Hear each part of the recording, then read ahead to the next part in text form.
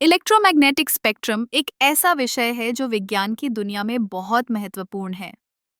यह एक ऐसी अवधारणा है जो हमें समझने में मदद करती है कि प्रकाश और अन्य तरंगें कैसे काम करती हैं। जब हम बात करते हैं इलेक्ट्रोमैग्नेटिक स्पेक्ट्रम की, तो हम दरअसल विभिन्न प्रकार की तरंगों की एक श्रृंखला के बारे में बात कर रहे हैं, जो कि विभिन्न आवृत्तियों और तरंग दैर्ध्य पर आधारित हैं। सबसे पहले हमें यह समझना होगा कि इलेक्ट्रोमैग्नेटिक स्पेक्ट्रम में कई प्रकार की तरंगें होती हैं।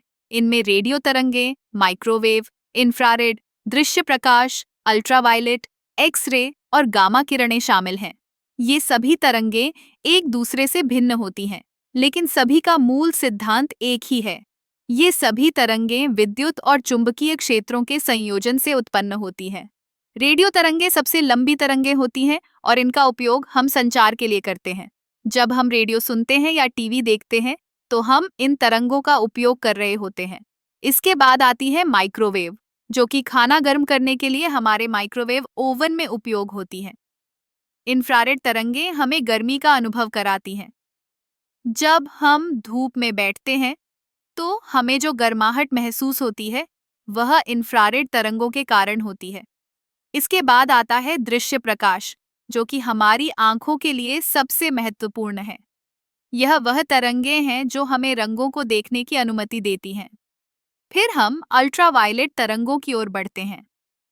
ये तरंगें हमें सूरज की रोशनी से मिलती हैं और ये हमारी त्वचा पर टैनिंग का कारण बनती हैं। लेकिन इनका अत्यधिक संपर्क त्वचा कैंसर का कारण भी बन सकता है। अब बात करते हैं एक्स रे की।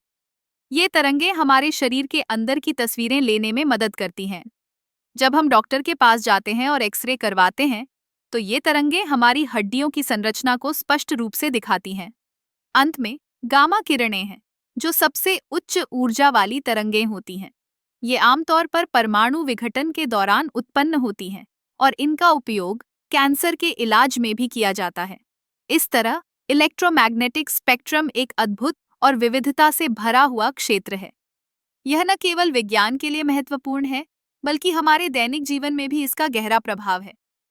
जब हम इन तरंगों के बारे में सोचते हैं, तो हमें यह समझ में आता है कि हमारे चारों ओर की दुनिया कितनी जटिल और अद्भुत है।